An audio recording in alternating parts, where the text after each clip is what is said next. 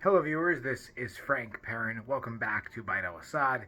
Today, we're going to be talking about something that came up in the Bite Al-Asad group chat a little while ago, and it came about because we were looking at some maces that were for sale from different makers, and it came to our attention that a lot of the maces that pop up um, on the market tend to be really, really exceptionally short in comparison to museum examples, especially those from the Middle East, particularly Iran, Turkey, and India. And we're wondering, like, why are the maces so short when museum examples, pictorial evidence, have them much, much longer than they are in these reproductions? Because first you got to think about the context of a mace, right? In a mace, you are fighting generally against someone, or you are yourself wearing armor. And if you're going to be in armor, you don't really want to be in grappling range unless it's something that's tactically appropriate for you, right? If you are in grappling range, then your opponent can also grapple you. So, why would you want a weapon that's short enough to endanger you for that? Because, right, some people want to grapple. I like to grapple. I like to throw. But it's not always necessarily because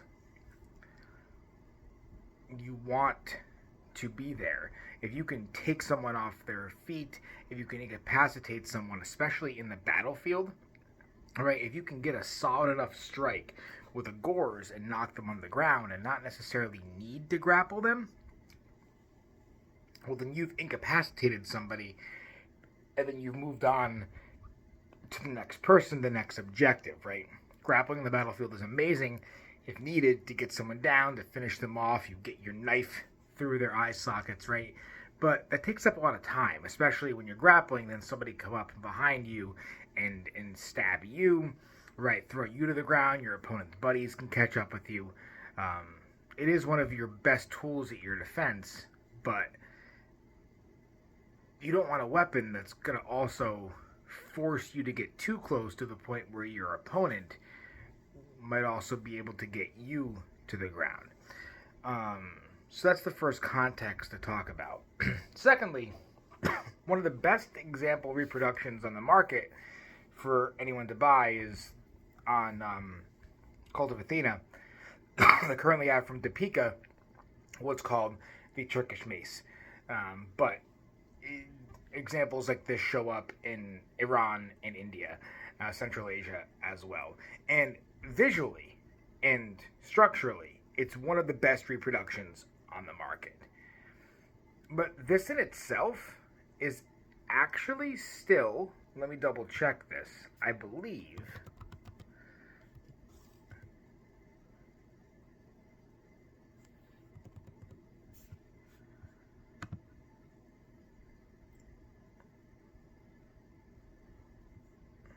oh yeah, it's still only about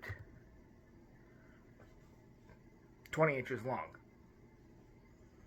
which, historically speaking, is very, very short in comparison to most museum examples. I currently have in front of me a mace from India from the 17th century that is coming in at about 76.4 centimeters long, which in American speak is 30 inches long. That is a good 10 inches longer than a replica counterpart of that. Now, in comparison, I have some makeshift gores that I created for Strength of the Lion, an event where I taught gores in California a few months ago. And I tried to make this much, much longer. And if you see right here, comparing it to the reproduction, it is a good 6 inches longer than the museum, than the reproduction, which is still shorter than the museum examples. I just didn't want to make them as long because a lot of people weren't accustomed, I'm sure, to using maces that long. So I think it's interesting that we have made this belief that maces of the region are that short.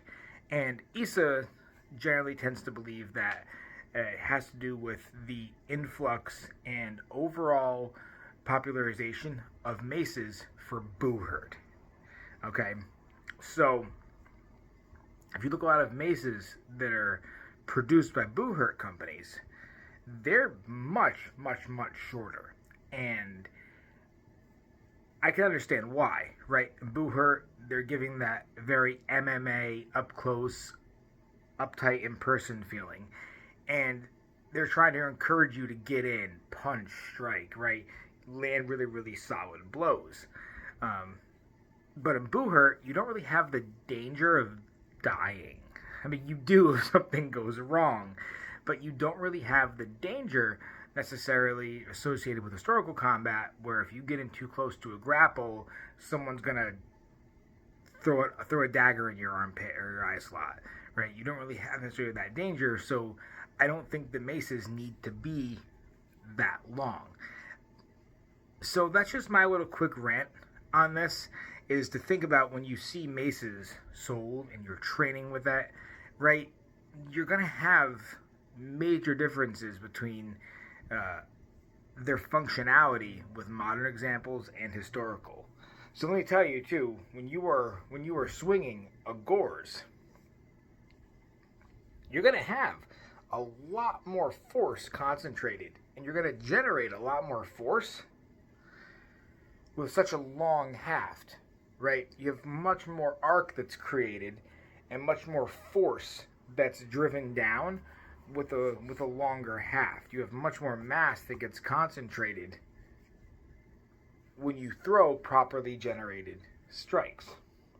And you can do that with a good amount of reach as well. The tiny one like this, yeah, you can get that and it's going to swing nice, but you got to think how much closer you have to get to your opponent. And even if you don't, you really got to throw your hand and your arm out there, which I know if you swing correctly, it won't be a huge target, but it does become a vulnerability with getting stuck on your opponent. Maybe they move in to grab it, right? Length matters with things like maces.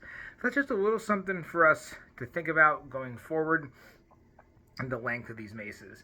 So I'm going to go ahead and to close out, I'm going to show a few examples here from a book that I picked up a while ago, The Arts of the Muslim Knight, from the Furussia Art Foundation collection. It's an amazing book that has a lot of great examples in here, and I'm going to go through it, and you're really going to see, right, how long a lot of these maces really are.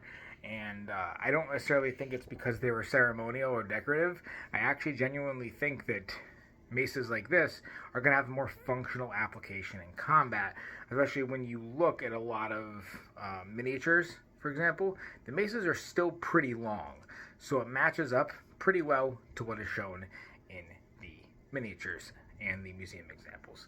So, hope you enjoyed this little thought-provoking video. If you have any questions, comments, please feel free to leave them below. And we'll be posting some more gore stuff up soon on our channel.